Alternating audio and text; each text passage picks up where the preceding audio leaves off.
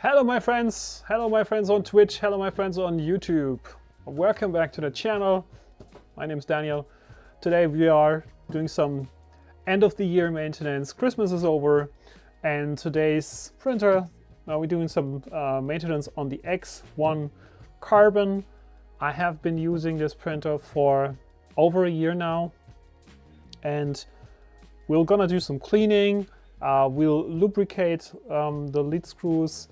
We will clean the gantry and gonna check the belts. So probably do some belt tensioning. Double checking the belts because the belts have been making some noises recently. So probably at some point we need to change the XY belts after a few thousand hours. That seems to be quite the normal. So let's see if anyone is joining.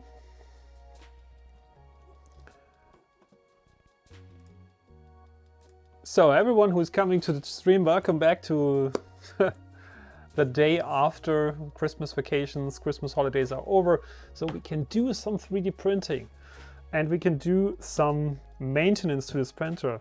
Hey, HC, what's going on? List of things to buy. What do you mean? Welcome to the stream. I want to do some maintenance today, so I have prepared a few things.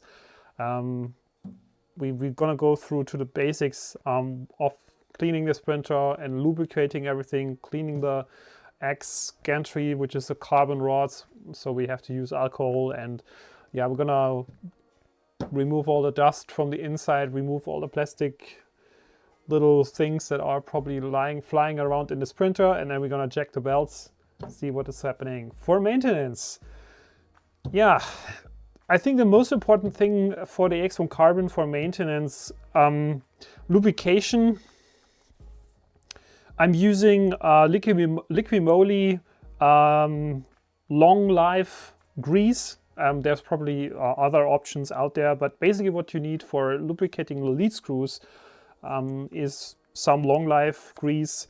This one is standard, basically mechanic grease. It's for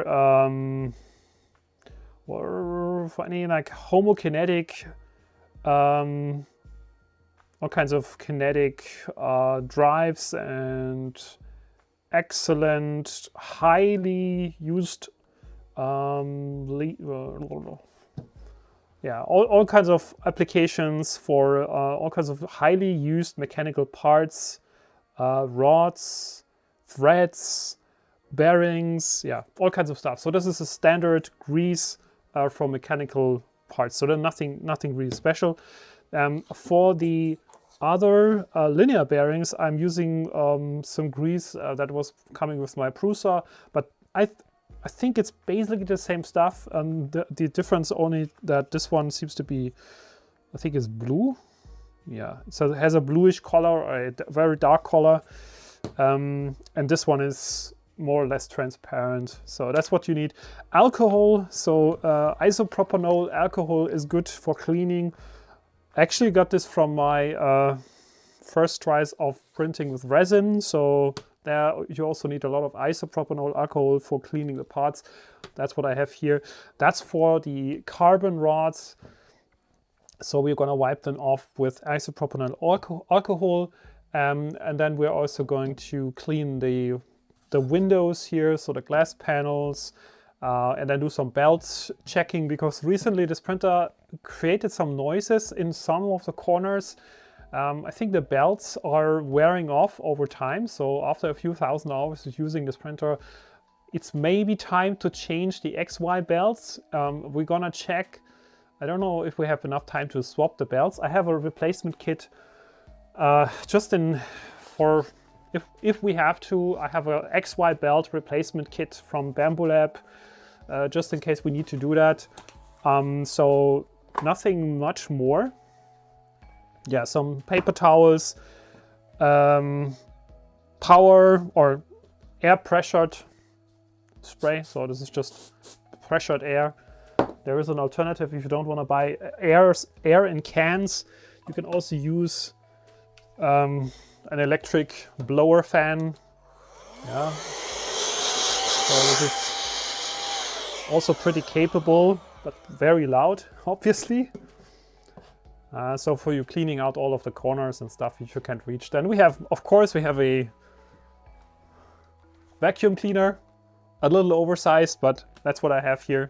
So battery driven, that should be working good enough for this kind of job. Yeah, the usual things that you have to do once a while. You have to clean your printers, and that's what I'm gonna do today. So welcome everyone to the stream. We have 8 people in the stream. Happy to have you here. How have your Christmas vacations been? I hope you had a good time. You had a few relaxing days. For me, it was quite stressful, so we had to cancel. Basically, had to cancel all of the celebrations because the whole family got sick. So it's like we're gonna repeat our Christmas dinner on the 6th or something. So we're gonna wait a few more days because people were totally sick, me included. So it was a really messy time. So I'm happy that I'm now here back again, healthy. A few more people from the family are still sick. So anyways, we're doing this, right? We're gonna make it. Cyrus back. Welcome. I'm in Germany, so we're living in Bavaria, in Germany. So I think we are celebrating Christmas different than other parts of the world. So we're having our main dinner mainly on the 24th, and not on the 25th. So Germany is the tradition is that on the 24th in the evening, you're going to the church, and then basically then the children get all their presents under the Christmas tree and the evening of the 24th, and not like in USA, for example, where you get where you do it in the morning on 25th. So that's the main difference. But besides that, I would say it's pretty similar. The 26th and the 27th are usually, or the 25th and the 26th are usually family celebration in Germany. So normally what we do is on the 24th, we do it in the like in the small family, so just us, me, my wife, my daughter, and then the next days are dedicated to the family. So family comes over and we do a huge dinner, and that's what we had to move. The best product set is Super Lube grease. Yeah, I mean there's different lubes. I think grease for lead screws, I mean, that's not, there's nothing special about this, neither, right? So not any of these greases are super special, and but they should work fine. Yeah, Damien, thanks for pointing out. It also depends where you're living, when you try to order these products. This is a German company, so obviously this is available in Germany. Other companies are available in other countries. So if you have an idea what you would use for lubing your lead screws and also the linear bearings, then put it in the chat, because I don't know what you would buy in the US, for example, as a product for that. But definitely, if you look for mechanical grease that you long-term grease, I think should be fine for at least the lead screws. For the linear bearings, it might be a little bit more fluid material that you could get. You could also get the one from Prusa. They have something that works with the linear bearings pretty well, and they ship it with every single printer. Yeah, ask 20 people for grease, and you get 30 recommendations. That's why I'm saying, like, I cannot recommend you anything from besides that what I have, because that's what I'm using, right? And it works so fine so far. So I would say we're starting with the first step. I would start just cleaning the printer. We're gonna start with the top glass panel, and then we move on to the next parts.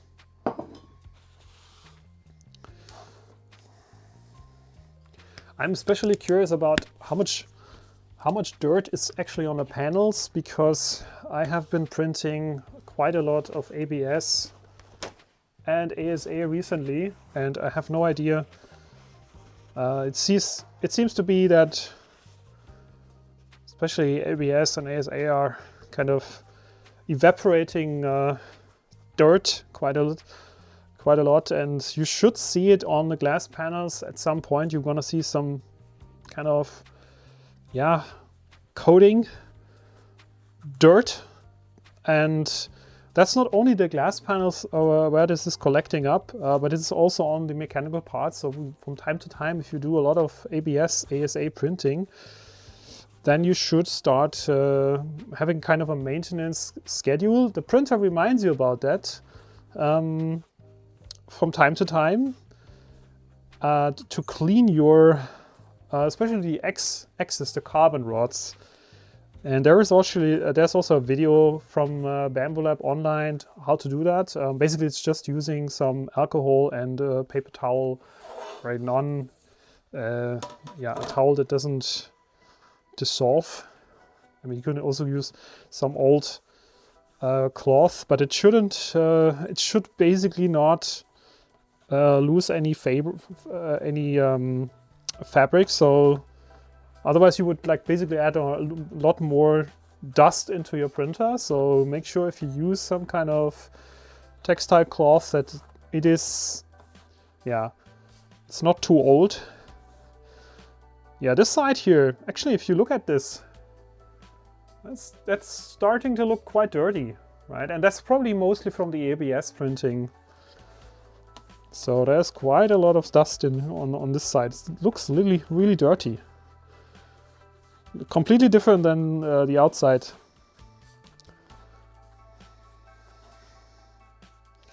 Yeah, that's definitely worth giving a clean.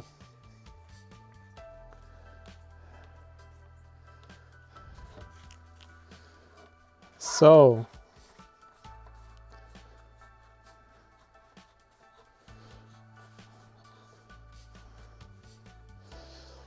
in a second, we're going to do the same thing for the front door. Still looks all kinds of dust here. I don't know, it's shimmering quite a lot. So it's actually true. I mean, I was having some doubts about like how much can there actually be settling down on the glass panels from ABS materials. But it seems there is at least dust or dirt coming from these materials, like evaporating out into the air, and then, yeah, it has to go somewhere, right? So it's going to go on all of the parts of the printer, more or less. So,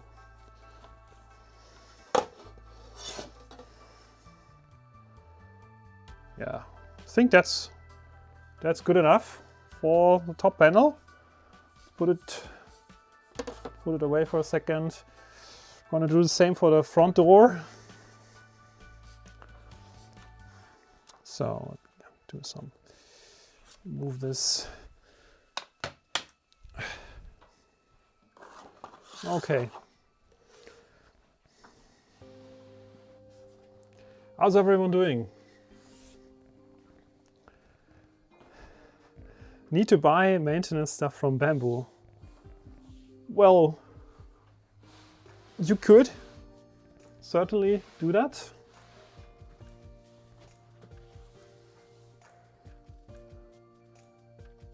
So, is there anyone on Twitch already? I think no one's watching yet from Twitch. I just want to remind you that if you're watching this on YouTube, that we have a Twitch channel where we're doing the streaming in parallel. So it's the same stream is currently happening on Twitch. And the channel is also called Daniel Crosslink, I think.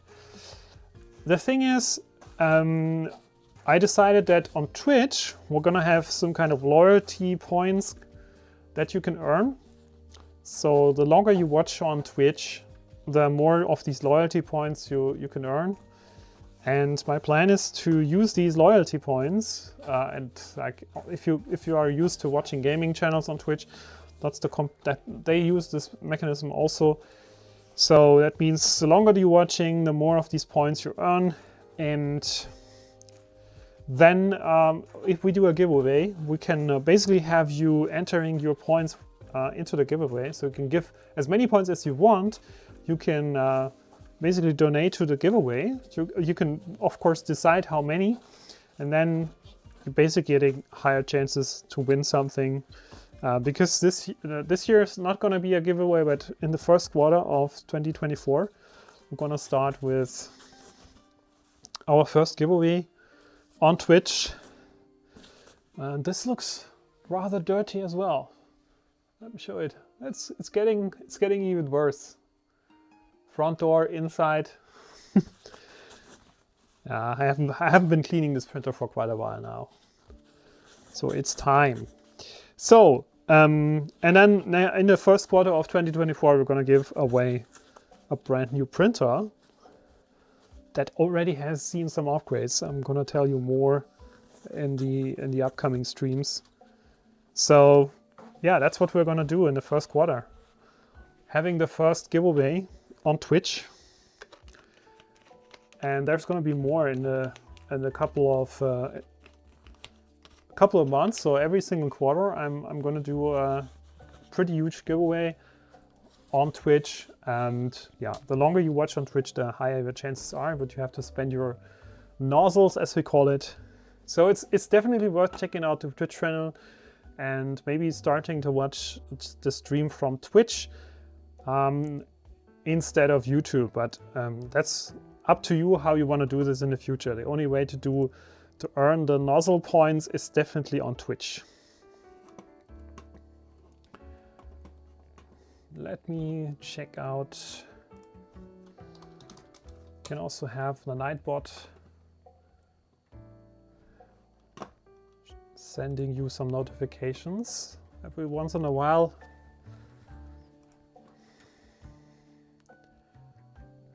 So my next step here is going to be the carbon rods.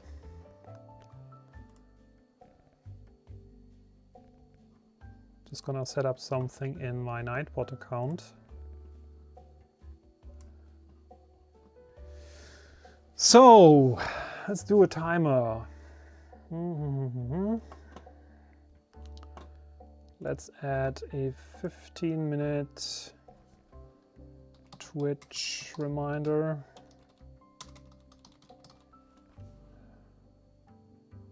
Okay.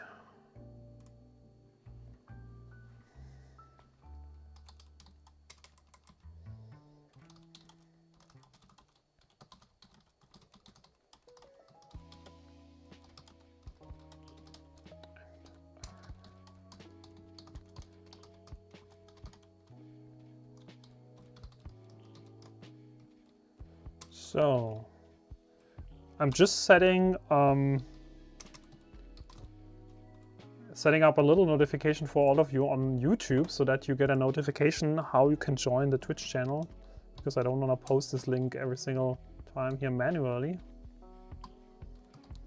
So this is the link. Go submit.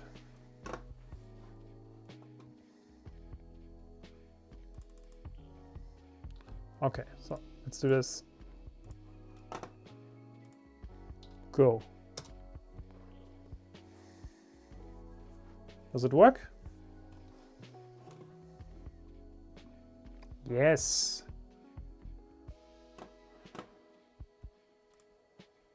That works fine.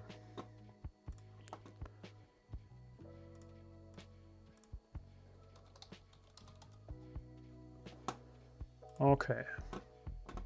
So everything in place so far, so good.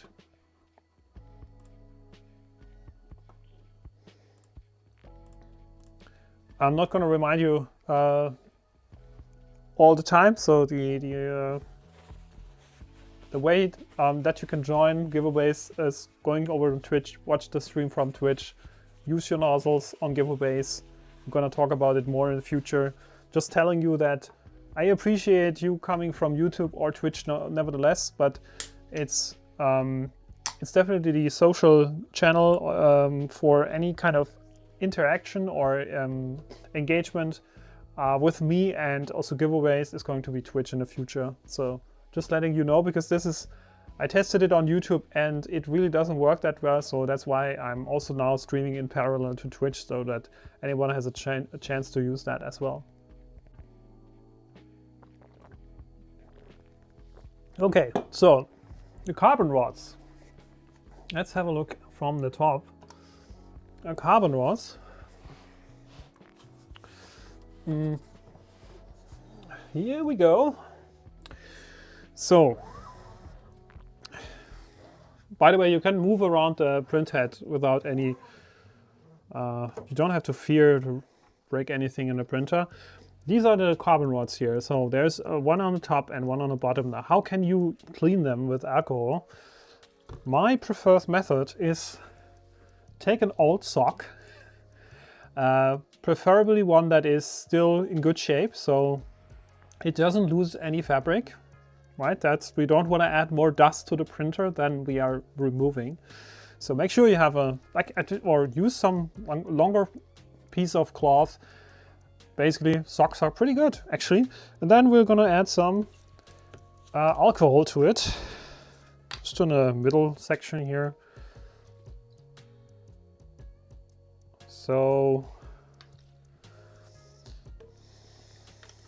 always remember to toss it in, and now I'm gonna put this between the belt and the carbon rod. I'm just gonna because it's difficult to clean it from the underside, so I'm just gonna use the alcohol soaked sock, and I'm just gonna first clean it from the underside. It's very simple, and you don't need any huge force here. So doing this, then we can turn it around and clean it from the top while the print head is in one corner. Okay, so carefully get the sock out, push it over, and do the missing piece here. Just push it through here.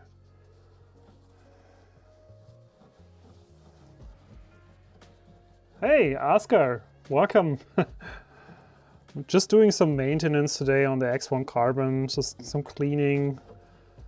We started cleaning the front panels, top panels, and now we're doing the carbon rods with alcohol. So the first is complete. Same, probably adding some more alcohol because it's just going to disappear.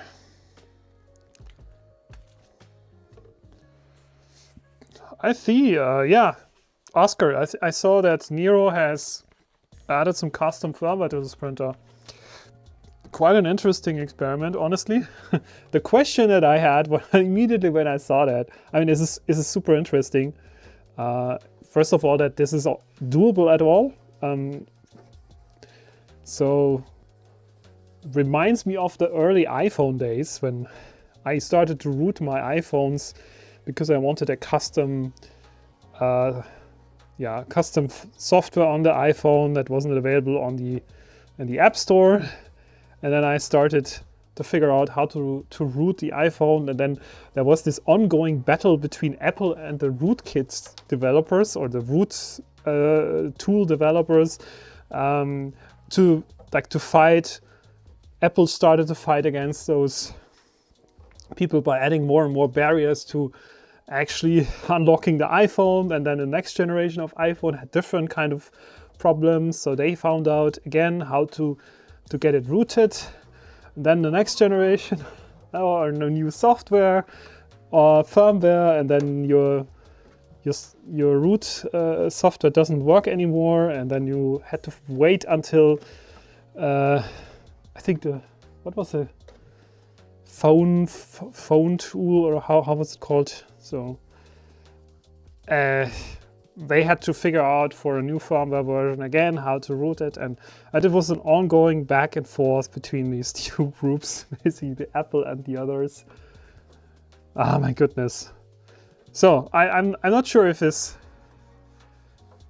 is really such a good idea to install a custom firmware. I don't know what Bambu Lab is gonna do if they find out that you have a customized firmware on the printer and you require some support, and then they figure out I don't know. I have no idea, honestly. So I would probably do it just for fun, but like for a production printer, where's the point of, like, I'm curious. I'll probably have to dive a little more into this. The good old iPhone 1 years, yeah. Good. So, hello from Las Vegas, from 3D HP. Welcome to the stream, my friend.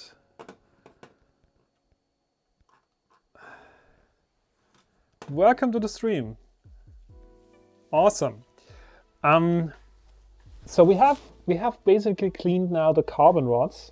I definitely see that they are looking much better. There was also kind of a, yeah, I don't know, settled dust on the carbon rods. You could really see it. There was some kind of grayish coating on it, and now it looks much better. So maybe I can give you a little bit of a closer view, but now they look really good. They look really clean now. So alcohol is really working quite well. Just a few seconds of cleaning is required. So the next thing that I want to do is really dust everything out. So remove all the plastic particles from all of the corners and all of the little,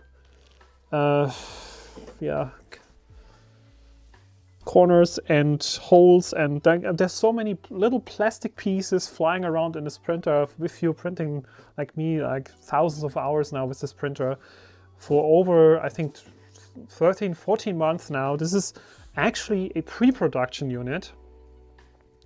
It was sent to me by Bambu Lab before the Kickstarter, and since then I have done a lot of upgrades to this printer, just because internal parts of the printer have changed between that pre-release version and the final version.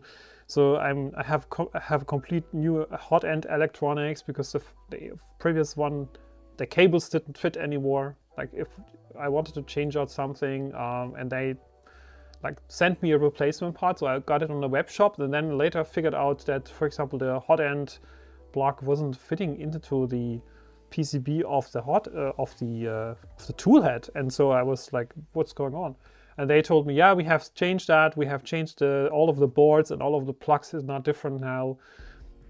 They don't really look that much different, but there's slight differences in the layout of the plugs, and so they sent me all kinds of new boards to replace everything on the printer. That took me a day to to replace all of the main boards and driver boards and stuff. And now it's basically, it should be now kind of probably a production version, and ever since worked fine. I mean, 14 months now or something, non-stop printing, a few thousand hours. So still a good unit, and surprisingly it didn't have any huge issues with fans or something. That they are not the silent ones, but could be that maybe I'm swapping out some of the fans in the future. But still, these fans of the printer surprisingly work well, even after such a long time. So let's do some dust vacuuming. Don't know how loud this is going to be for you, but I'm just gonna pre-warn you that this might be a little noisy. Let's test this. Yeah. Okay, maybe let's turn down the volume of the microphone for that part a little, so you're not getting super annoyed.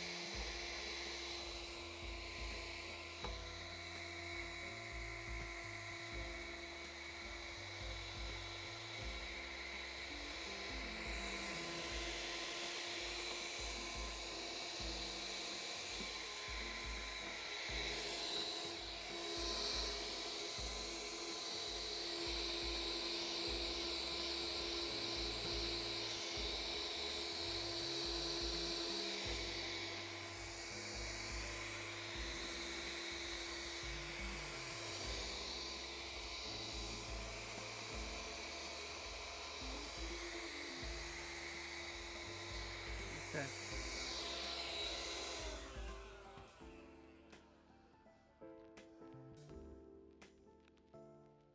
Okay, so looks good to me.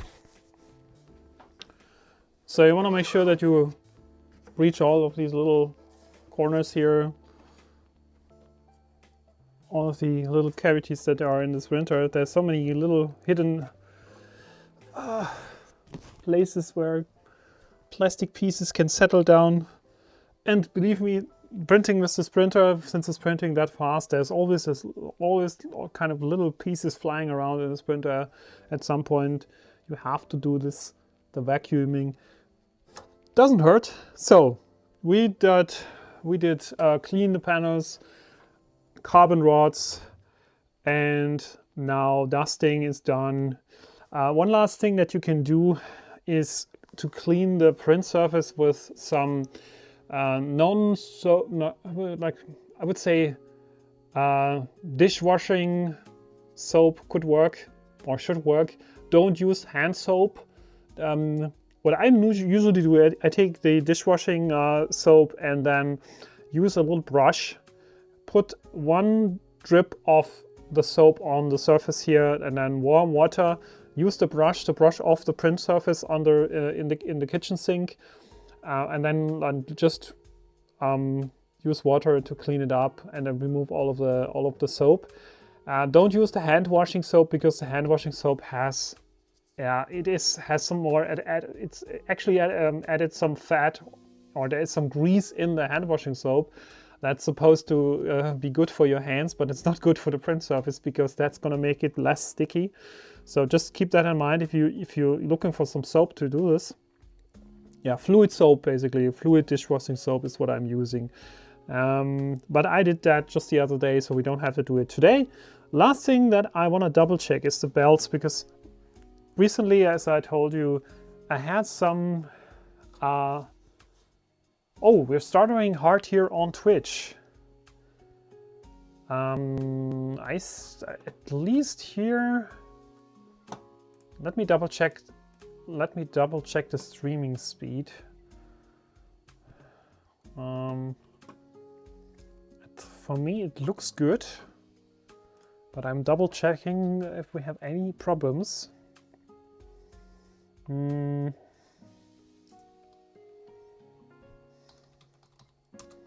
open my dashboard again.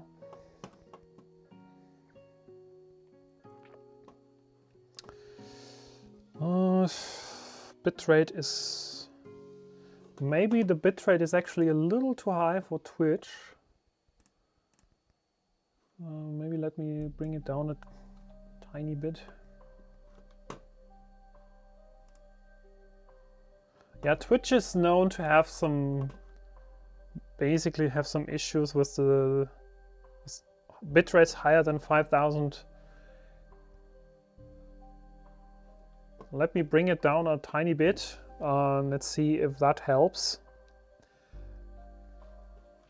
Twitch itself doesn't tell me any issues, so it tells me nice bitrate. Everything is green. So let's see if that changed anything. If that makes it a little better. Just let me know if this is improving over time. If there's any stuttering happening. The problem with Twitch is that my bitrate is basically the bitrate that you also need to have. That's the difference between Twitch and YouTube. YouTube is re-encoding the stream depending on the settings. And Twitch is not basically re-encoding the stream. So if I have a very high bitrate, you also have to have a very high bitrate. And that's maybe the issue at some point. But let's just continue. Next thing to do here is want to show you how to do the belt tensioning. Belt tensioning is something that you need to do from time to time. Let's put the vacuum away. So let's turn the printer around. Oh, damn it. I think at some point I need to do some double-sided tape to this cutting mat, because it's always moving around. When you have something heavy on it, it's not really staying in place. So let's take a look from this side. For doing the belt tensioning, there is, yeah, this is the good one, right side. So for doing the belt tensioning, essentially there's two belt tensioners here on the back side of the printer, and that's the same for the P1P, the X1 Carbon, the P1S, all use the same mechanism. They're technically identical. And how this works is, when the printer head moves and you feel, you can really just just pull a little bit on the belts, and if they start to getting a little bit loose, two things are going to happen. The first thing is that over time, the belts are going to wear out faster. That's actually what happened to me. Apparently, I didn't realize that I had to tension the belts.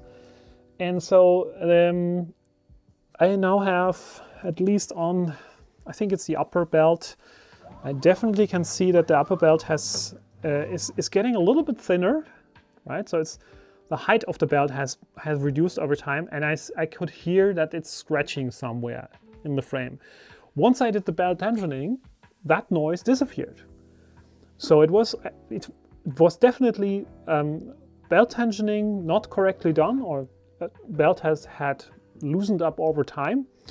And so if you start hearing any kind of little scratchy noises when the print head moves into any of the corners, especially if it comes to the front in my case, then it's definitely time to do the belt tensioning. So that's done super easy. Let me show it to you. Just bring up the top camera, maybe. Let me see which view we had. This one wasn't the right one. I think this is the good one. Copy.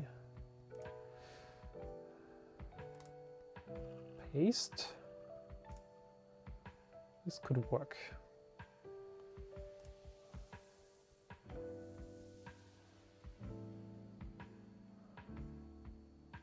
Okay.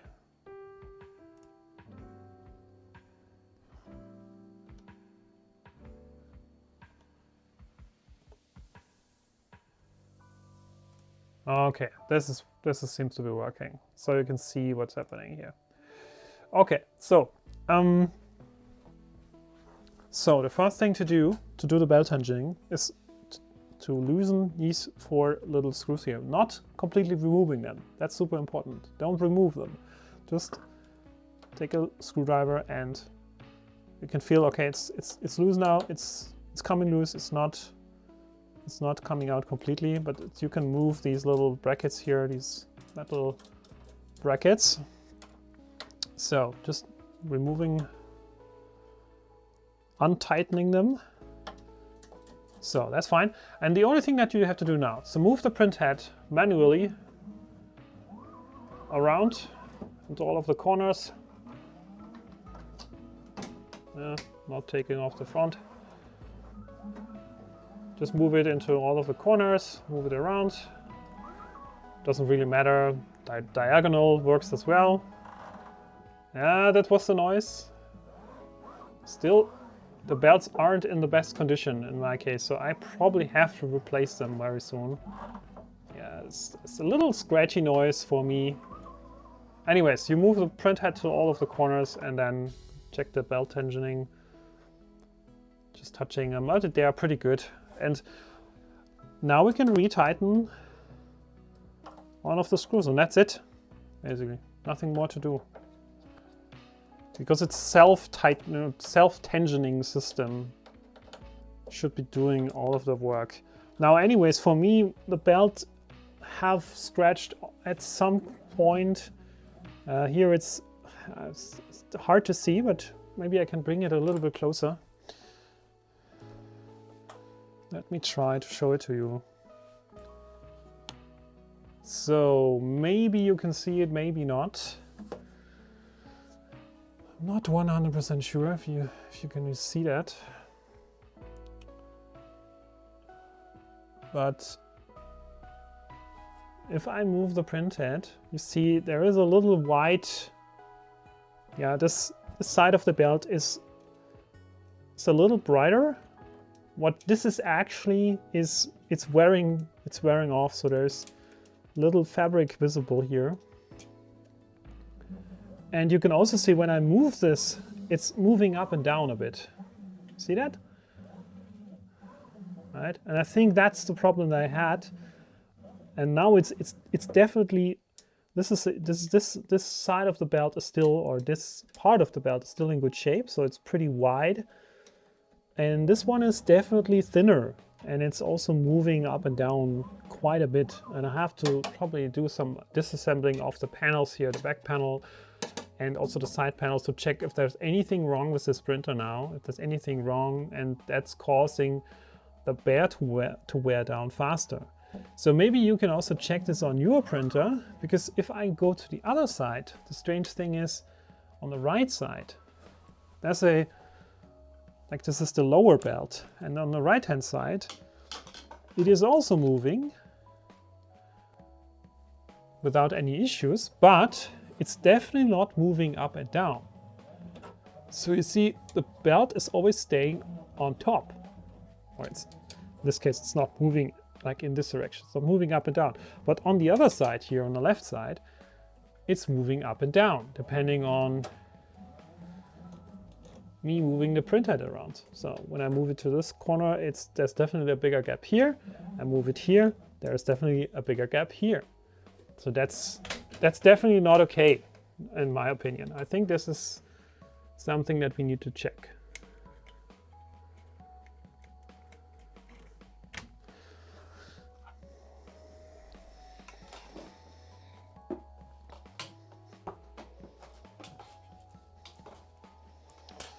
Okay.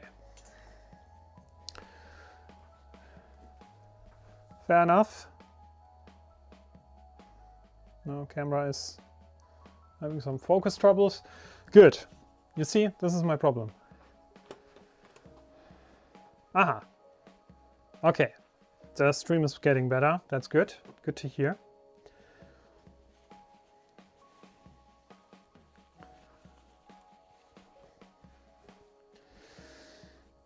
So what I will try to do to figure out what's the problem is, I have to move the camera a bit further so I can work here. I will just take this panel off here. I will take the back panel off, and I will take a look if there's anything happening with the belt here in this path. That's my plan.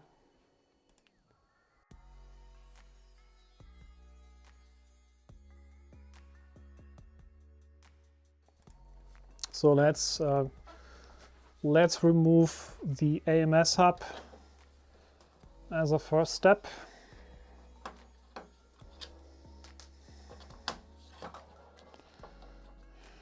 Because I honestly don't know how many screws we have to remove. Probably all of them. So we need to remember also if there's different, I think there was this, the back panel screws have all a different, or some of them have at least a different length. So I have to kind of remember or lay them down here in the front, remembering where they go.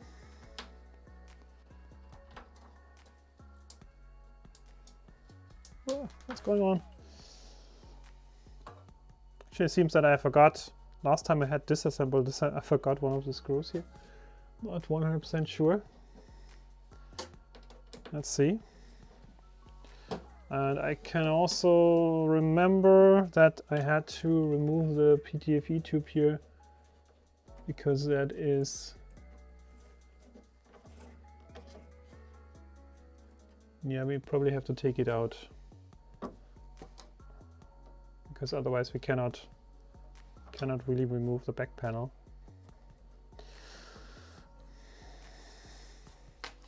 Okay. So let's remove all of the screws from the back panel so we can take it off.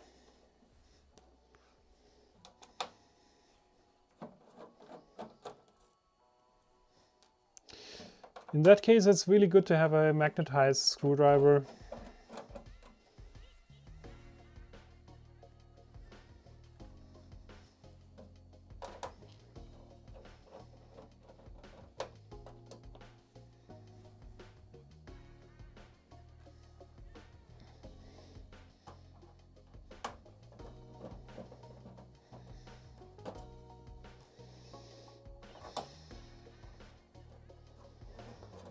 Okay. Good. Yeah, there's definitely a few more. And I think we have to also remove, or yeah, I think no, maybe it's enough to loosen this a little bit. There's 2 more screws here for the poop chute, and I think these are the last 2 ones in the middle.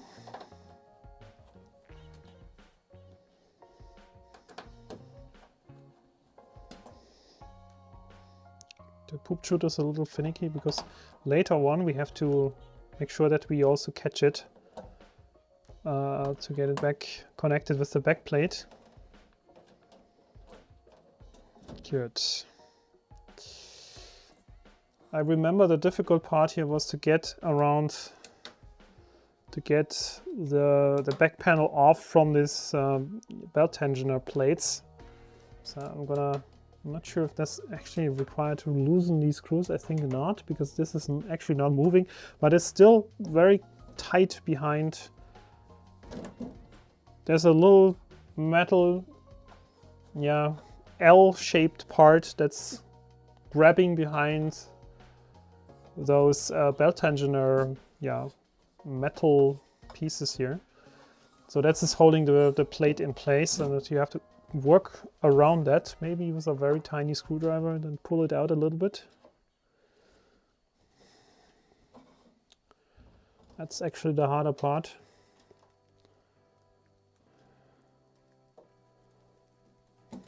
Get it over here. That's it. The other side should be a little easier, hopefully.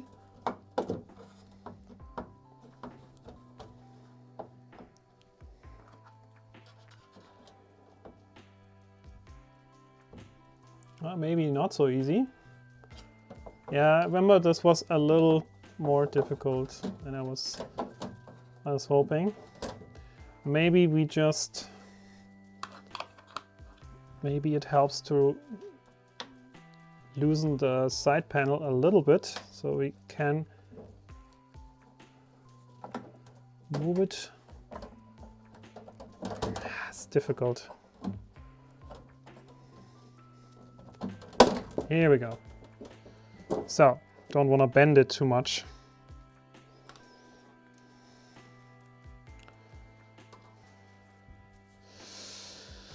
Okay, the panel looks fine.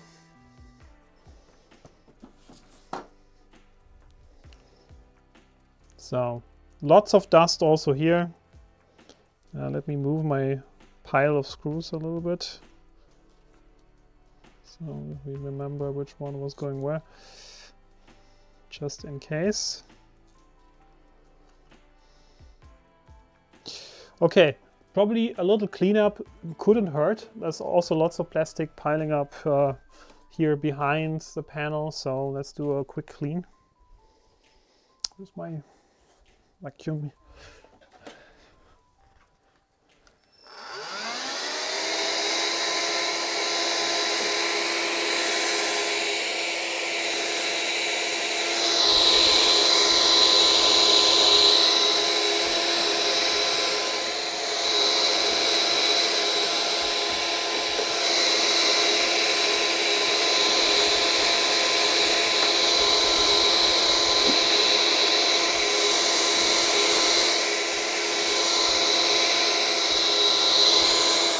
So far, so good.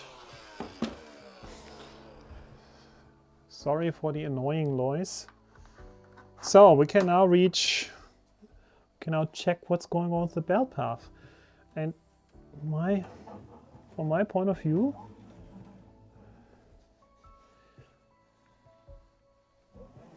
I was wondering, where is the belt actually scratching?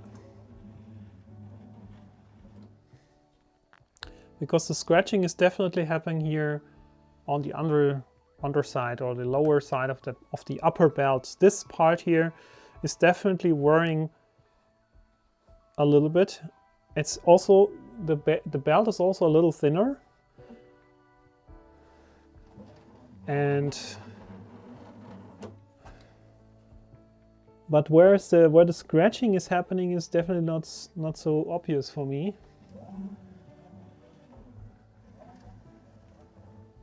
It must be happening here on the left-hand side. So let's open the left-hand side. Maybe we find something. Maybe also something went into the printer. Some, I don't know, some dirt, plastic pieces. I have no idea. But something must be causing the belt to scratch, especially the lower end here. It must be scratching somewhere.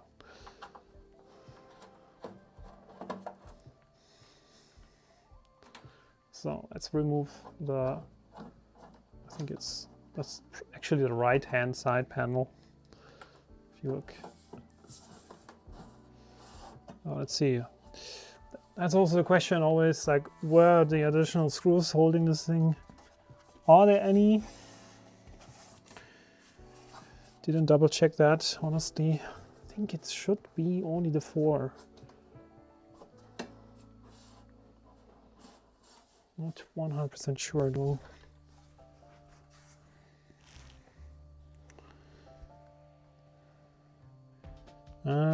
Maybe here.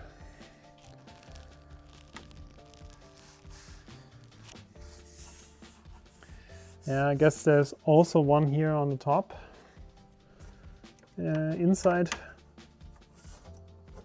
Might be holding this in place. Not 100% sure. Yeah, that's true. So take that one off.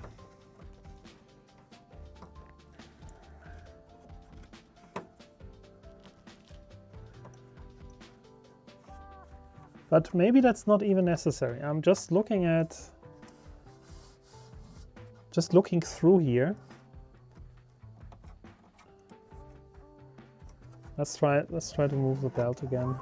Just trying to figure out where this is scratching. I have no idea yet where the scratching is happening. It must be somewhere here in the section here. It must be somewhere here in the corner, around the corner.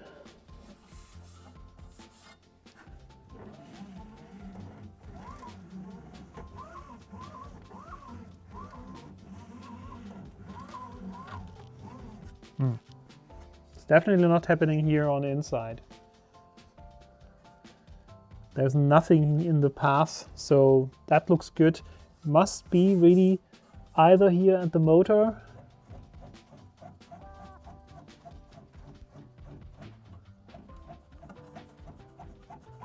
or actually in the belt tensioner, but it's not really visible.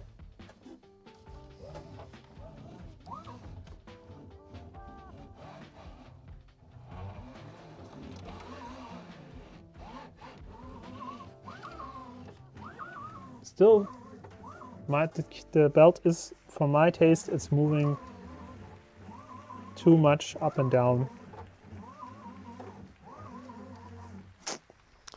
Difficult. Really don't understand where this is touching anything else than the supposed gears and idlers.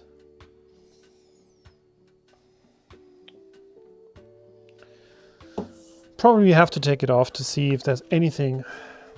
So let's loosen all of the screws that we can find. I have no idea how many there are. I would probably have to look in the wiki to find out more. But I will just try to figure it out myself. Is there any screw under this plastic cover here? Yeah, there is one. Probably this is protecting the... Oh, it says come loose. This is probably protecting the cables from running against the metal frame. I have another one here in the back.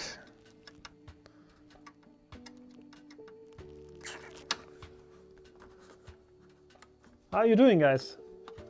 How is your evening going so far? Hope you're having a good time.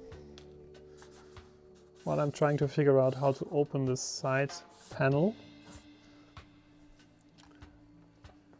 Any more screws visible here? There's at least one here at the side. That's definitely visible.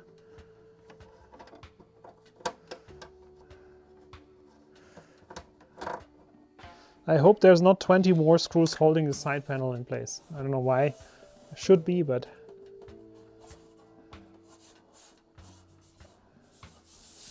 there's probably a few more in the middle. That is what, there's 2 more here. Okay, found at least 2 more. If there would be any behind here, then this would be very difficult to see. I hope not. So I can see 2 more screws here.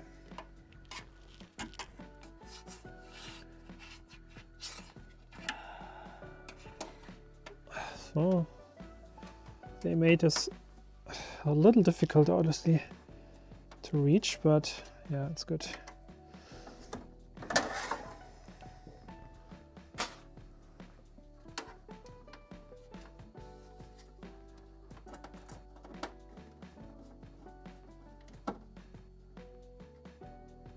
Okay,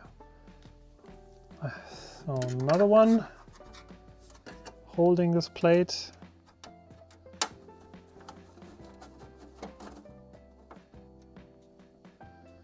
Okay, so let's see if it's now removable. No, not yet. So many screws just holding these side panels in place. Why? How many more? So maybe one on the underside?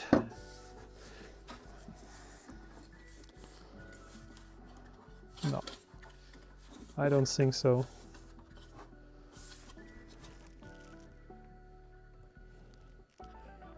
No, there's nothing. Maybe they have put some double-sided tape here that's holding it, but I don't want to force it.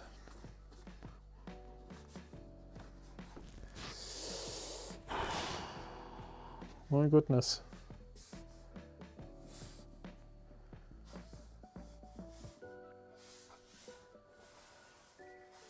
One, two, three. I hope this endeavor is not going to mean that we have to, I don't know, disassemble the whole printer just to get the side panel off. My goodness. What is it? Can we pull it in any direction? No, I think not, because there is a specific point where all of these mounting points are locking. So it cannot be moved up. It can only be moved, in my opinion, can only be moved to the side.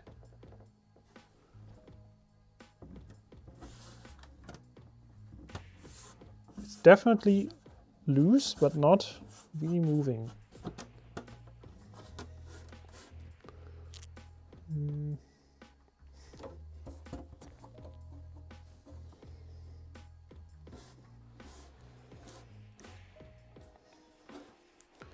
How have they done it?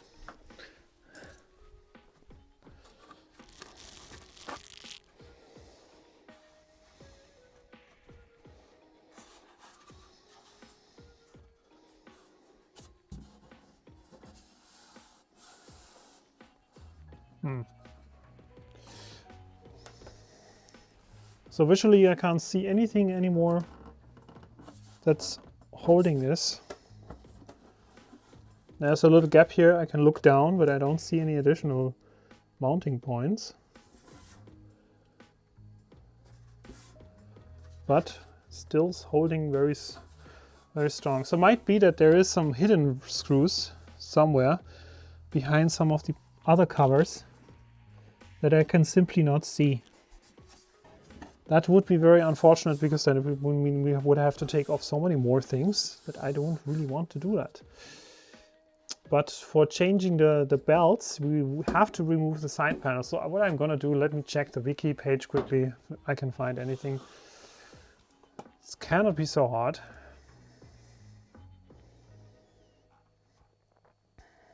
So wiki for the X1 series.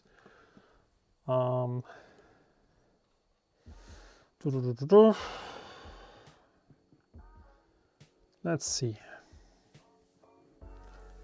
Maintenance and how-to guides. Panel, door. Right panel. Yeah, this is the right panel. Right panel is this panel. Exactly.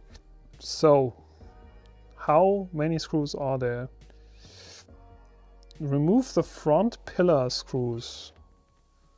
This, I think this one I got. This one I got. What is that? Remove the upper glass plate. Yeah. Remove the 4 screws on the front pillar with the H2 hex key. 4. Okay. Is there any covers here? It looks a little bit that I have to destroy something. Really?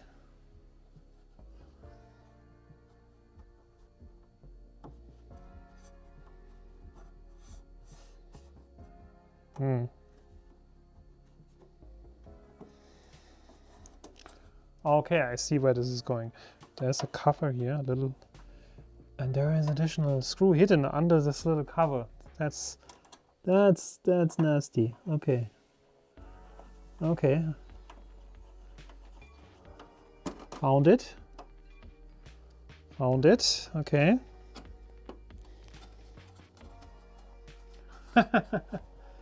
So these little covers here, that's hard to see, but you can push them out and then you can reach 2 more screws on the front side at least.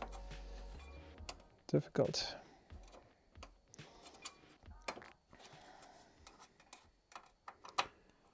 Okay, so I understand where the problem was. I'm wondering if there's more hidden screws.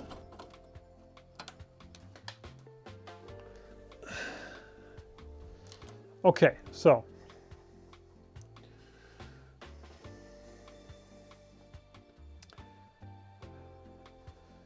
I found these hidden screws on the front.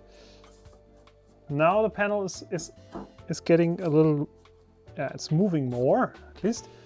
Let's see if there's any more hidden screws. This is what I've done already. 4 screws here. Yes, I did. This one I got.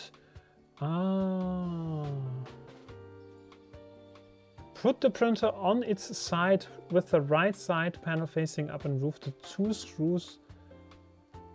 There is 2 screws under the printer, which I did not see, honestly. Okay, so I definitely missed that. Okay, so let's do that. Let's put the printer to the side. Yeah, I think it was really difficult to see that.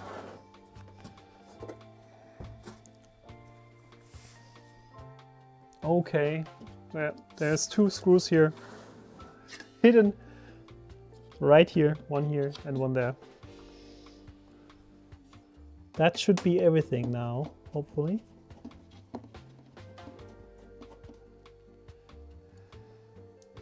If I'm not wrong, the X1 in the original version has more additional screws than the final version. It seems that there's a few less screws. This is just looking at this belt, by the way. Tells me that this belt is a little, it's not very tight. Could be tighter. But there is a spring mechanism here, but this is almost, how is this working?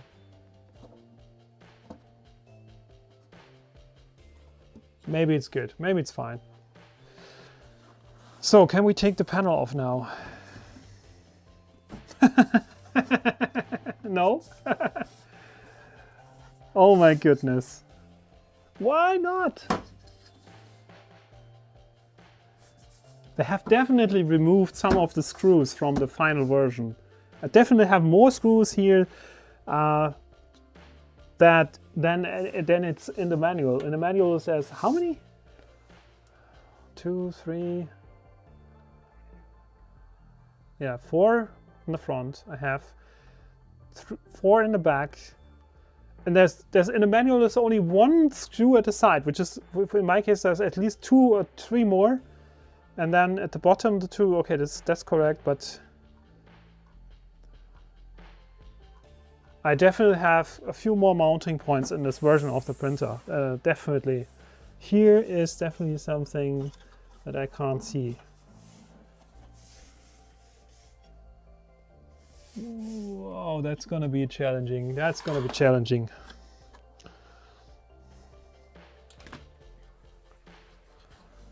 I hope that we have some access to this. Seems to be that this is still held in place somewhere. Somewhere I can't see.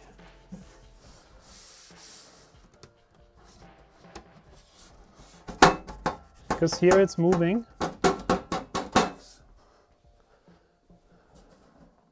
But here we have still some mounting points, I guess. Some hidden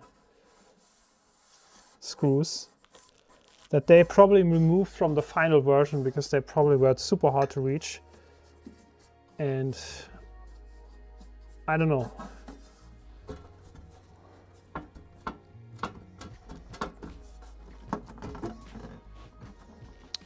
Maybe I'm also wrong. I have no idea.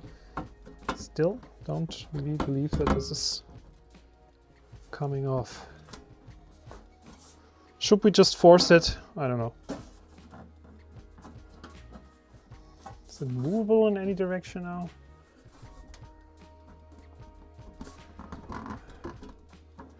It's still somewhere mounted.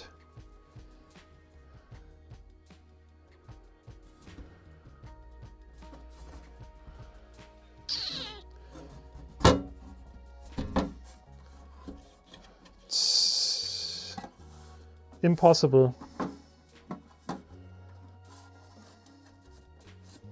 Wow. Okay.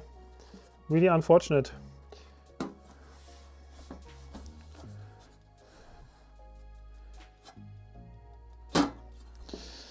I'll double check on the inside. Maybe I have missed something.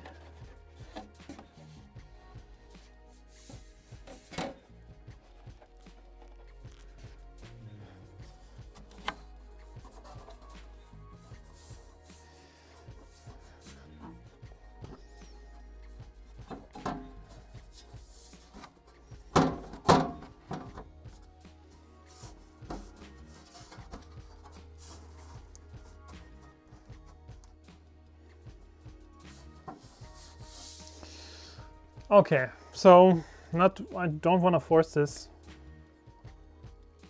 Hey. So what's up, guys? You're still following. I am having some trouble here removing the side panel on the X1 Carbon. I'm pretty sure that I have, at least when I look at the guide, I have removed all of the necessary screws. I've just double checked, but my side panel is still somehow locked here in the front. And if there would be any additional screws that aren't in the manual, then I would not be able to reach them now, because there might be something in the way, blocking my access here.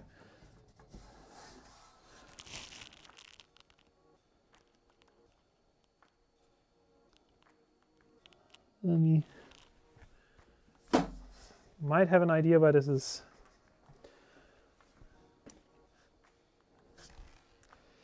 Oh my goodness.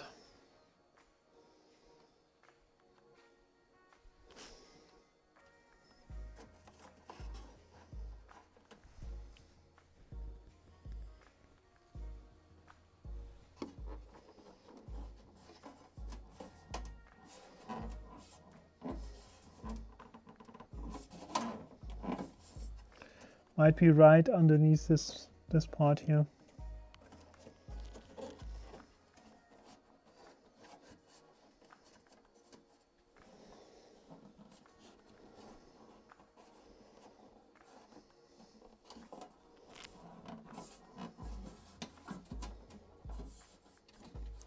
But from here I can't feel any additional holes.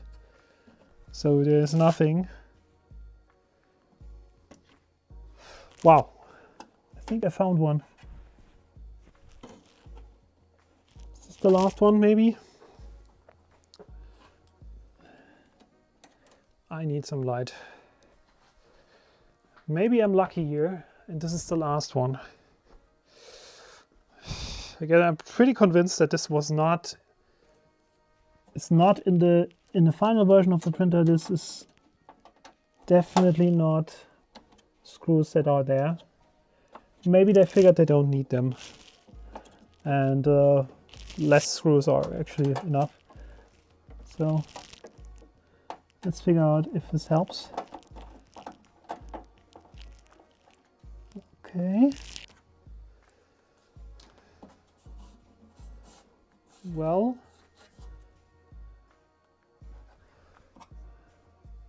found another one. If we have light, if you have light, then it's easier to find them. So there's definitely two more front screws that are not in the manual, because my printer is a little older. Probably simply doesn't require them. Or maybe they... Yeah. Here we go. Wow, what a place to put a screw. Super hard to reach.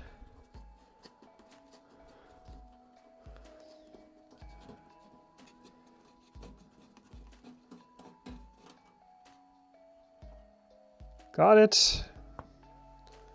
Okay, so maybe I'm lucky now. Yes! And the side panel is coming off. Yeah, you see, these 3 additional, or I think it's 2 additional brackets are not mentioned anywhere. And I think they have been added, or they have probably been removed from the final version of the printer. Anyways, now we have access to the side.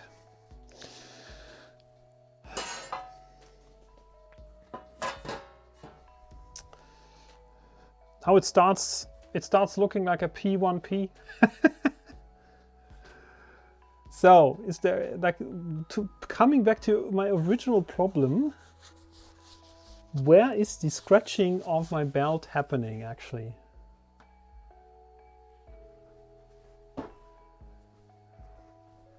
Maybe we can figure that out now.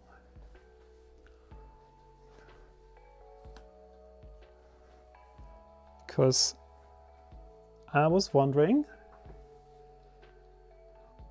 since the upper belt is definitely going it through this first idler here, then behind this, we can't see that now, is the motor, and then it's going around this corner here with another idler. But honestly, it is not scratching anywhere. Why is it then definitely having this wear issues? Where is it scratching?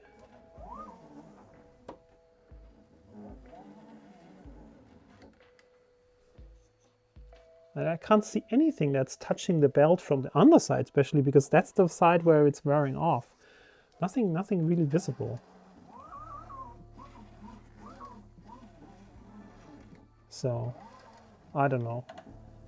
Maybe it's just wearing off over time because of all of the print hours that I have on this printer.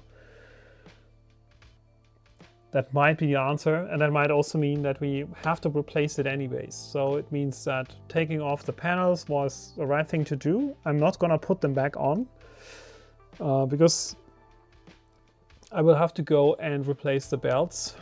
At least this upper belt here needs to be replaced.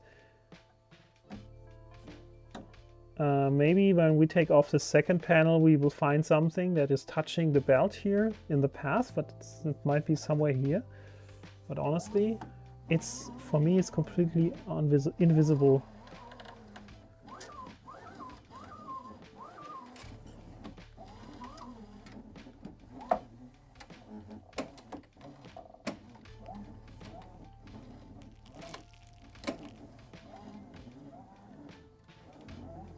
Yeah, can't really figure out where this is happening.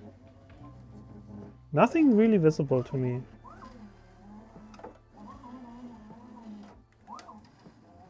The last thing where the last section where this can actually be happening is here, because this is a section where the belt is also running through.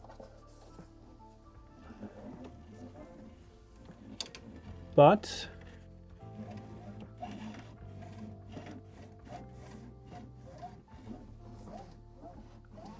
I mean, this is possible, but is it? That's probably very unlikely, because this whole section here is also worn, and there's no sign where this could be really happening. Anyways, let's give the printer a little try. And there's also lots of dirt here on this side of the printer, so it's a good chance to clean this while we have the panel removed.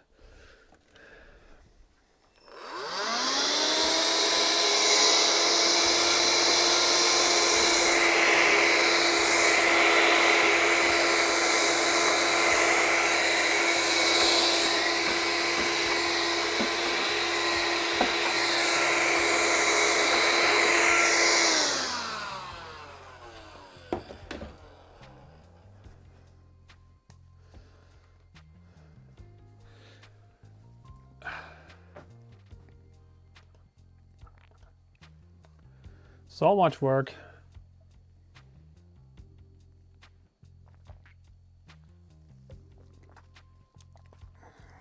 Yeah, I see this. Hey, Adrian from Monterey. Welcome to the stream. And Alexander, that's right. The belt is moving up and down, and have no idea why. It's definitely thinner now, so maybe that is one reason, because the belt is unequally sized now. It's unequally wide. So here it's still the original width, and then here it starts getting thinner. So in this section especially, it's quite a lot thinner, and maybe because of the different forces that are generated by this belt now being a little bit, I don't know, unequal in the side, it's starting to move. Still, what I would be highly interested, where was it scratching? Because currently I can't find any place here in the belt path that is scratching. So maybe the only solution will be to also remove the other side panel. Anyways, let me just briefly do one thing. I collect my screws. Let's label these little bags here. Right, panel. So I'm going to collect the screws in little plastic bags, just to have them in somehow sorted out where they are going. So this is back panel.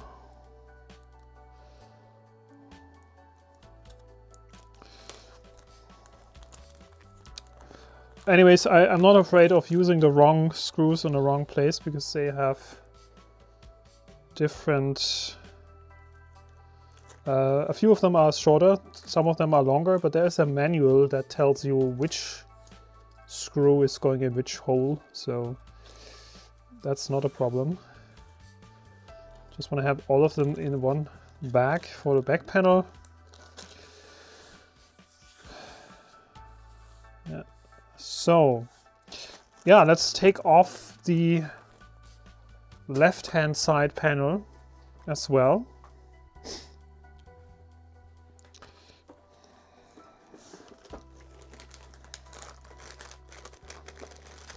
And we have another bag here. This is for the AMS.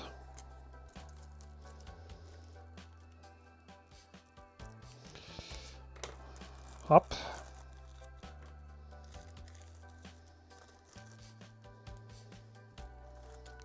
Okay, Now that we know there is probably some hidden screws,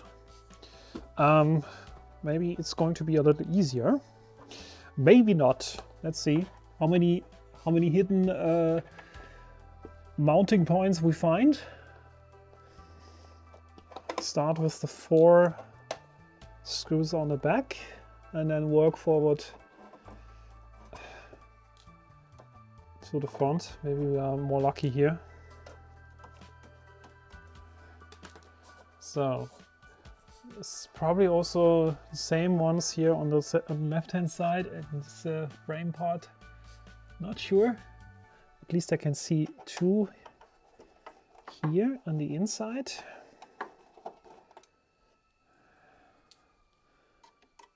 One is here, one is up here.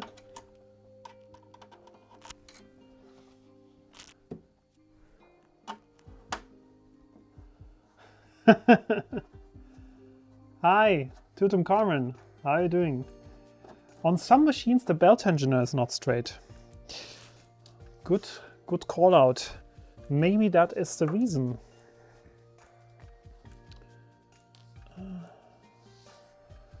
Maybe that's the reason. Maybe we need to but I think to do that, to check that, we need to take off the belt.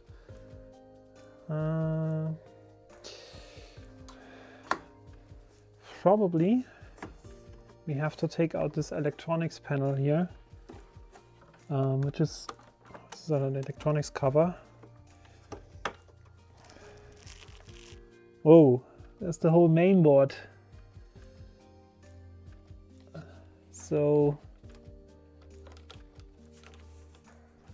might be that we have to take that off. I can at least see there is, yeah, but there's the same 3 screws. Oh my goodness, there's so many things to remove now. I'm a little afraid I'm gonna have to remove the whole electronics panel to reach the mounting screws for the side panel. This is unfortunate. There's also a flat cable that's for the screen that's also going probably exactly where the last screw here is in the front. My goodness. Let's double check. There's at least 1 screw here in the front and this corner. That's at least reachable. In the middle one, that's possible, and then there must be some screw here, right here in the front, behind these cables, and I don't want to destroy anything. Oh, goodness. Yeah, there's most likely there's this flat cable from the screen is going around here in front of that final one. Okay, so the best may be to take off the screen. Was it? I think it was going to the side, wasn't it?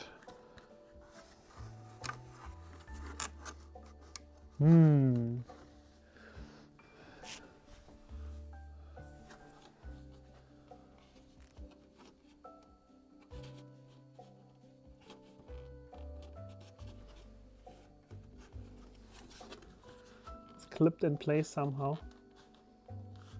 Don't want to destroy it. Okay, maybe we check in the wiki what they say.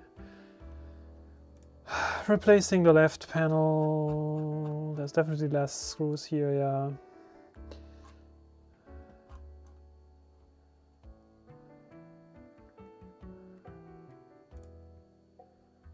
Old version.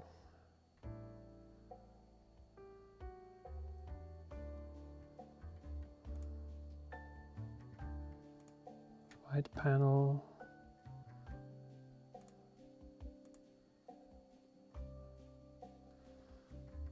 That's actually interesting. They have an old guide, old version. Maybe that's what I have.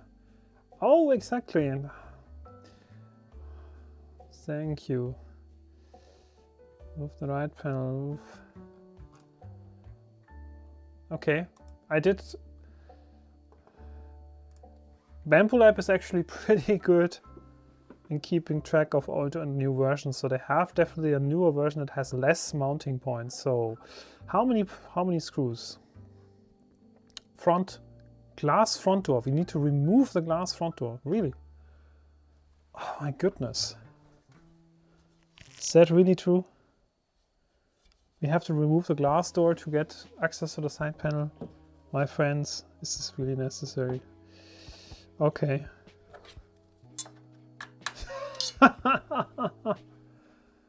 Yeah. So my version is older, and it seems that I have to remove a lot of stuff. Front door. Okay, this is the front door. Oh my goodness.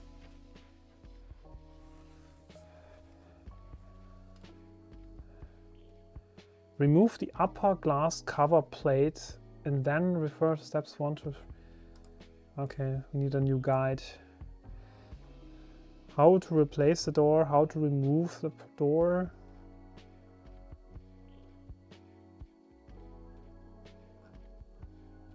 Why do I have to remove the door? Just because it's easier to work without the door? No idea. It's less dangerous. Yeah, maybe the door is always somehow in the way, so maybe it's actually a good idea to remove the door just to get this out of the way. So we have one more thing that we don't have to care about.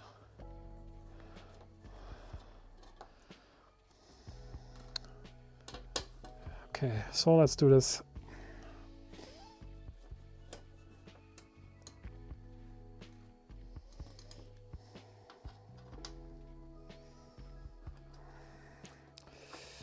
Yeah, so I definitely have an older version of the printer. Can I now remove the door? Yes! Thank you so much. Okay, so... yeah, it's maybe a better way to work with the printer now.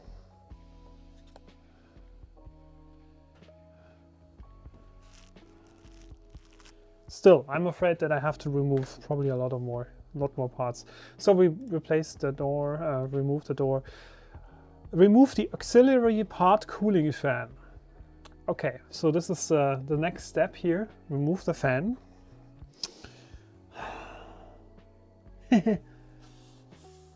And it has different mounting screws than this version. Maybe this is another version, old version. Okay, let's go to the old version. Remove the glass door, that's right. Remove the AP board. Yes. The AP board is exactly this electronics board. Application board, okay. Controls the information interaction. Okay. So we have to remove it. How? We have to unplug all the cables and then we can remove it. Okay. Disconnecting this ribbon cable. You're not serious. I mean, you're not serious. Really? Hopefully not. Can we skip the... Yeah, we can probably just unconnect it. Oh my goodness. So much work. Oh my goodness. Okay, so let's first make sure that we don't lose any of the front panel screws. Front panel.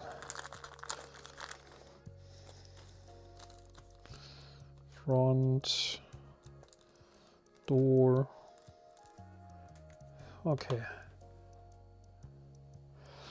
Yeah, trying to label all of my little bags here. It's already 11 at night. So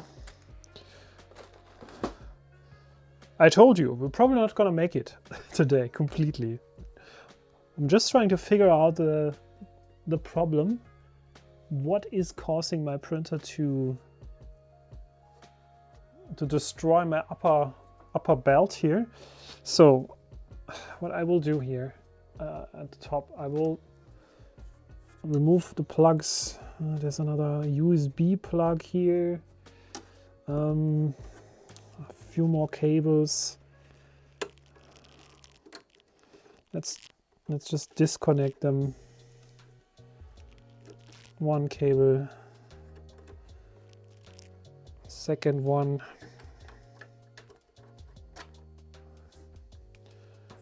So there's a USB-C cable that is fixed in place with a bracket. We'll probably also have to remove the bracket.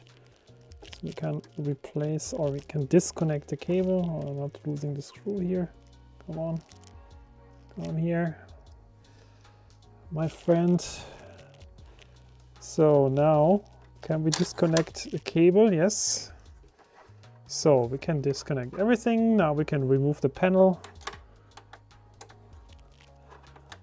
Or remove the screws from the board. There's another one here.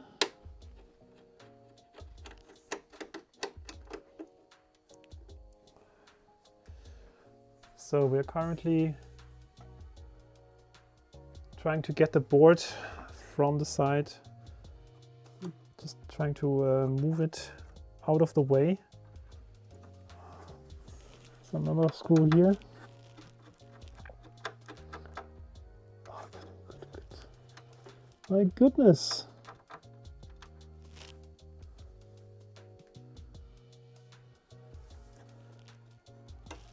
There must be a last one. Yep, there's number 4. So this little electronics board is fixed with 4 screws. Now we can carefully pull it out. Can we? Yes, can tilt it out. And now can we reach the final mount point? Yes. It's a little hidden here, but we can reach it. So let's undo all of the screws.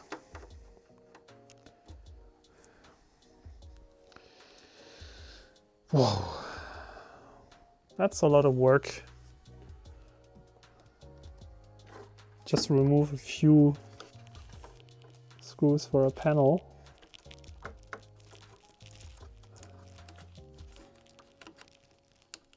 That's the disadvantage of an enclosed 3D printer, that everything has to fit somewhere, and then in the end you have to make so many compromises, probably to get things mounted and hidden, and oh my goodness. So last one here.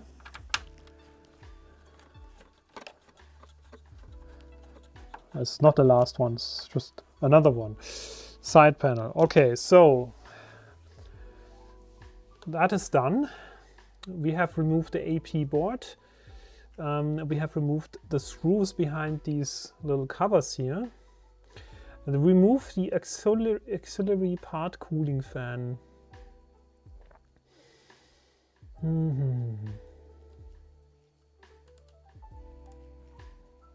Oh my goodness. Old version, yeah. I have the old version.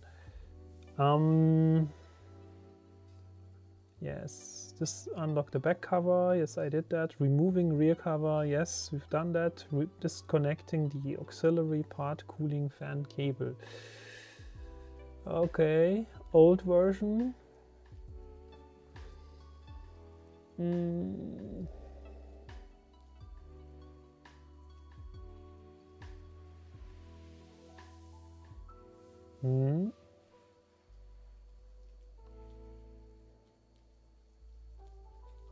Old version, yeah, but where are the 3 screws holding the fan in place?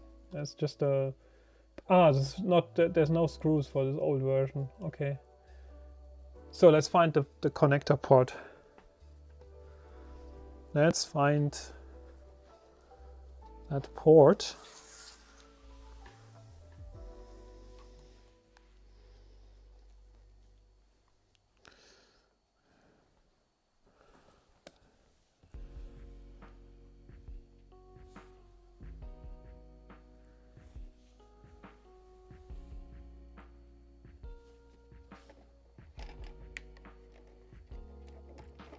Where is it?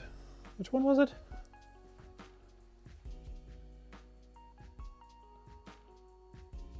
Above this cooling fins. Okay, there is the power plug.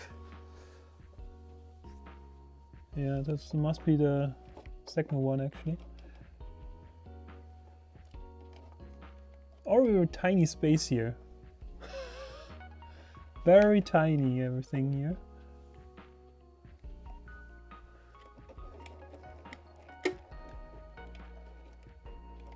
Ah, this whole cable thing was kind of glued to the side. There's a little attachment bracket where these cables are hold. Ah, come on, get off. That's also not in the manual. I think that's... Ah, my goodness, come on.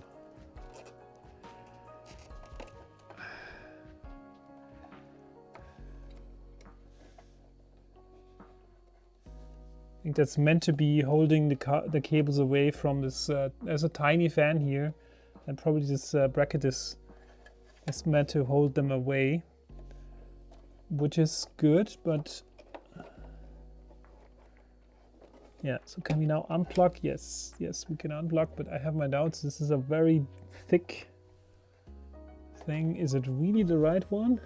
That looks more like a motor cable. Yeah, we're on the wrong port. Just disconnected the wrong thing. Still, this bracket is holding this cable. I hope this is the right one. Fan 2, yeah, that might be the right one. This is very hard to see this actually. So let's put this cable back in place. Then no, this was the wrong thing.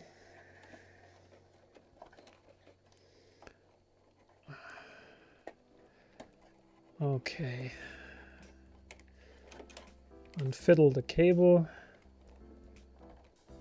It was hidden behind this bracket, so we can now glue it back to the side. Good. I think we can now unfiddle this cable and get it out to the front. Should be working now. Yeah, wish you good luck, have a good night, and yeah, let's see. We're gonna continue as long as we have to, as we can, but not forever. So the manual says we can, after we disconnected this, we can just detach the fan by force. Oh my goodness. Do we have to force this really? I'm afraid. I don't want to force this. I'll probably have to force it. Oh goodness. Oh. How much force? Auxiliary fan. Are you serious? Remove it by force.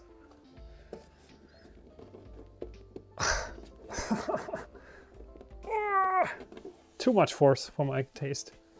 There's no screws visible. Did they glue this fan thing on? I mean, what are you thinking, guys? It really says remove the fan. Seriously, it says detach the fan by force. See this? So I was just trying this, but it's not working. It's not moving. This went from maintenance to more than maintenance. Now the thing is, I wanted to figure out why my belt, my XY belt, is wearing off, and I wanted to replace. And in the end, I will definitely end up replacing that belt. Nevertheless, replacing the XY belt is something that seems to be involving a lot of work, but I'm still convinced that I have to do it because all of the stuff here is wearing off. So it's definitely something that I have to do. And now it seems, yeah, we are going into a little more than just maintenance. It's going to be some advanced maintenance. From the maintenance point of view, I think we've done the maintenance already. At least the average maintenance that everyone needs to do from time to time, like cleaning and stuff. But sorry, I can't get this fan off. This is just not possible. I don't know, maybe we just leave it on. Maybe we can just leave that fan on the side panel and leave it there. I have no idea if this is gonna work. I'm not wasting more time on this, for now at least. Don't they, yeah, maybe it's double-sided tape, but if you have this picture, it looks very easy. Now it seems to be that this is not easy. And my question is it really required to remove it? Because if I just leave it on, maybe I can just remove the side panel along together with this whole construction. Okay, so assembly, blah, blah, blah.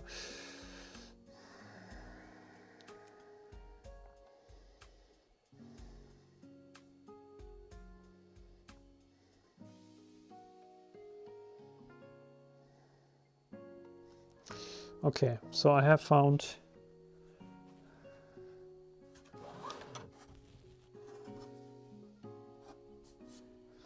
yeah, but I'm not lucky, obviously, because the final screw for the side panel is exactly under this fan. Or at least one of the screws is exactly underneath this fan. So I can't really get around removing this. Dang it.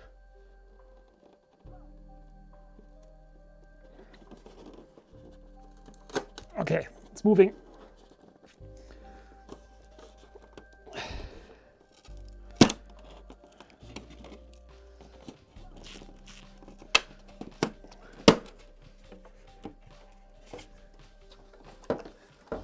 Okay, so the cable needs to come to the front.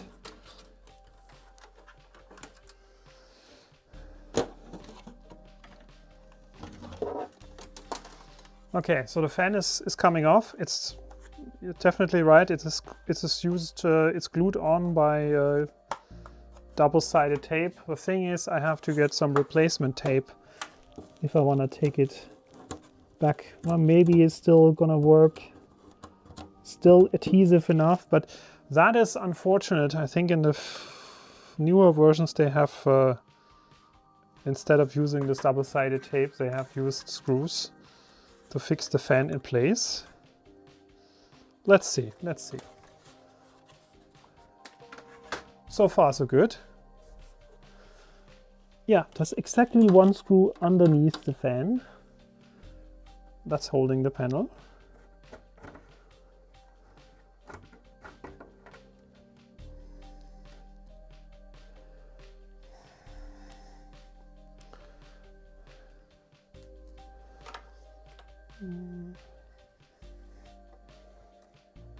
Plastic. So, what are the next screws? So we have removed the 3 ones here at the top. We have removed the middle one underneath the fan. I think we have 2 more here. These are somewhere next to the electronics. Must be here.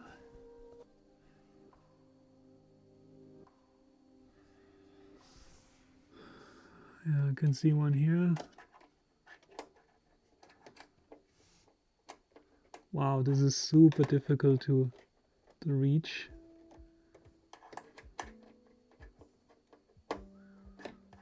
Even with a ball head screwdriver, it's definitely a very difficult angle without getting with interfering with the cables. Is not interfering with the cables, it's actually most impossible.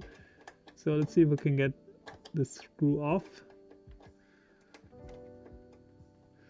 Wow, this is really difficult. Okay, got it.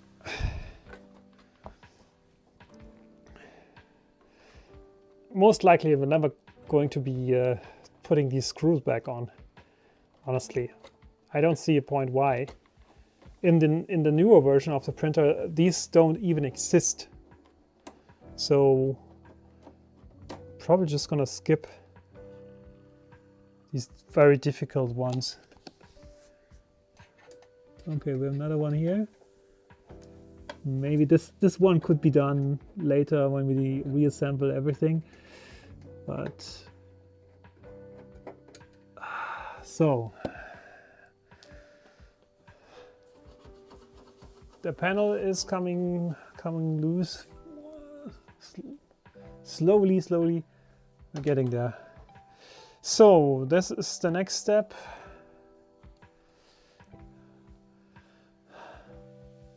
Okay. I think this is the last 4 ones. Let's go. Let's go.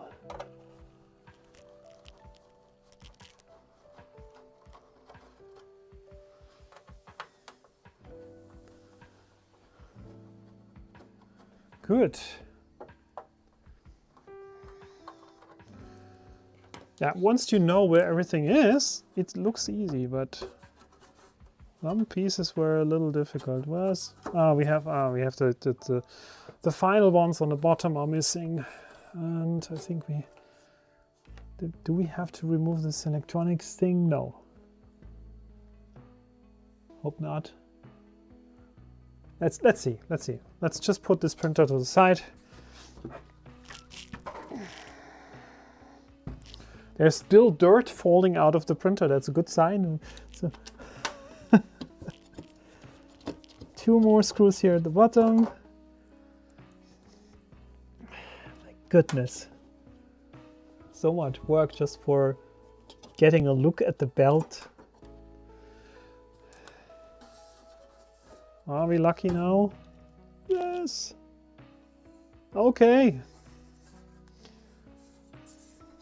Good.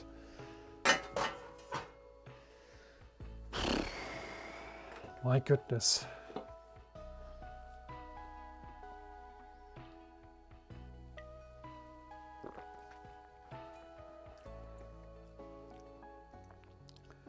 You should get a head torch, yeah?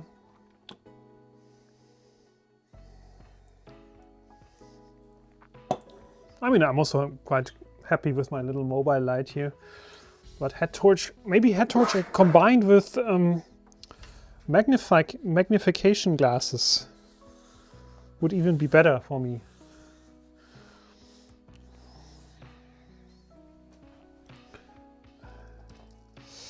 Okay, still there's so many plastic things. Maybe I'm gonna dust it a little more on this side.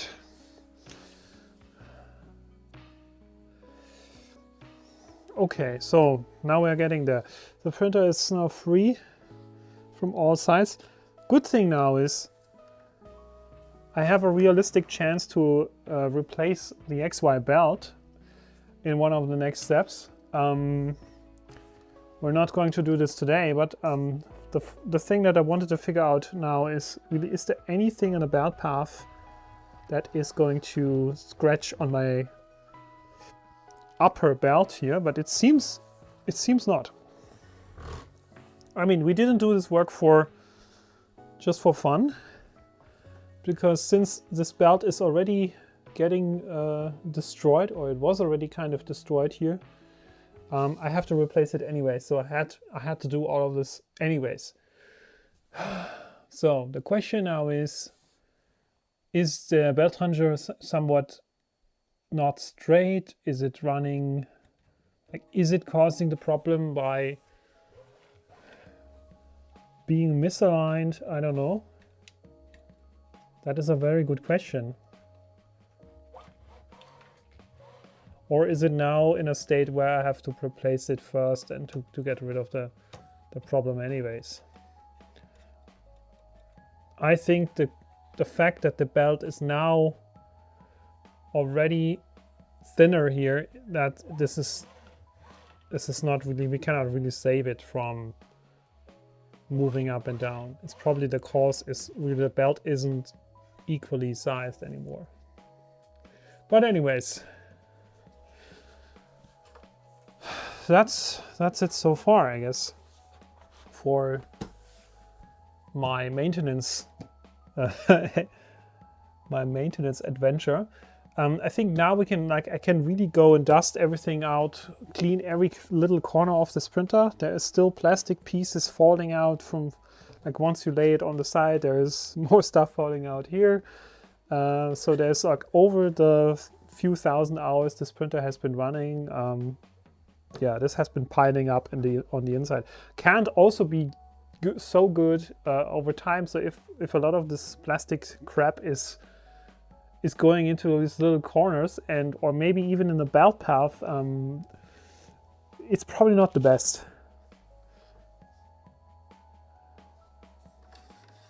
Yeah, doing some final cleaning, but I think that's not such a big deal anymore.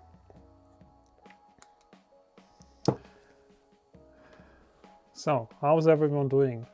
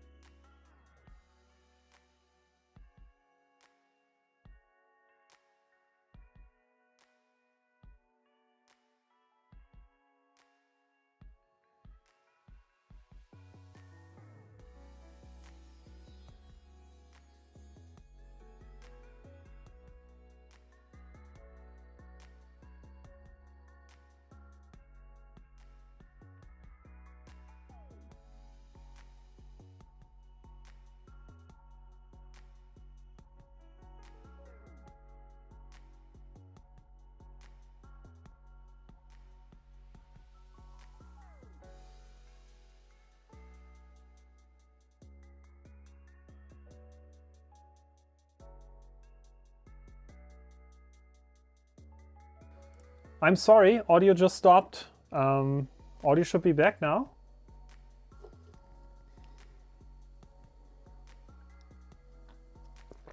I think I'm gonna end it for today. Getting my hands are kind of greasy. Just was saying, I'm using the grease to put it on the lead screws. It's basically what you do is put on a tiny bit alongside of the lead screw, then have the printer running up and down, and then finally remove any excess grease from the lower upper end. That's done I would say every few months. And the linear bearings, you can either use the same one. This is unfortunately, I think it's blue or black colored.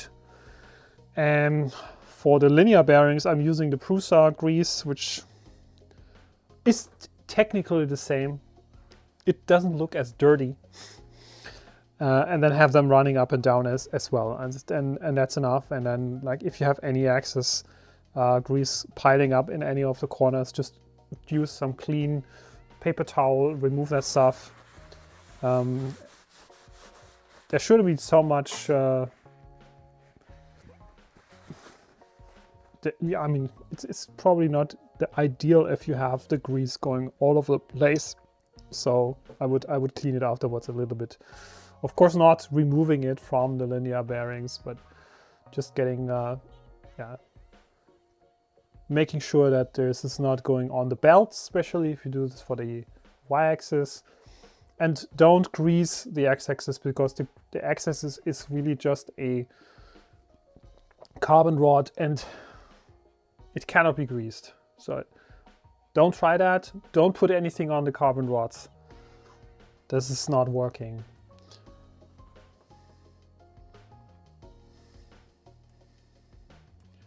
Okay, call it a day. Next time, depends on whether I do this in the background. Maybe I'll just do it in the next couple of days.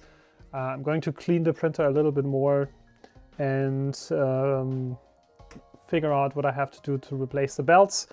And then we'll do the belt replacement in probably one of the next streams. Or I do it on my own, because there's a detailed video available on Bambu Lab's website. I will anyways tell you what happened next time. Depends on how far I come, because if I figure that replacing the belt solved also the problem and everything is working fine, then I'm happy, because I want to get back into printing using this printer for the V100 printer build, printing the ABS parts. Let's see. I'm just gonna be back next week, so we'll talk soon. See you there. Have fun in the meanwhile and stay healthy.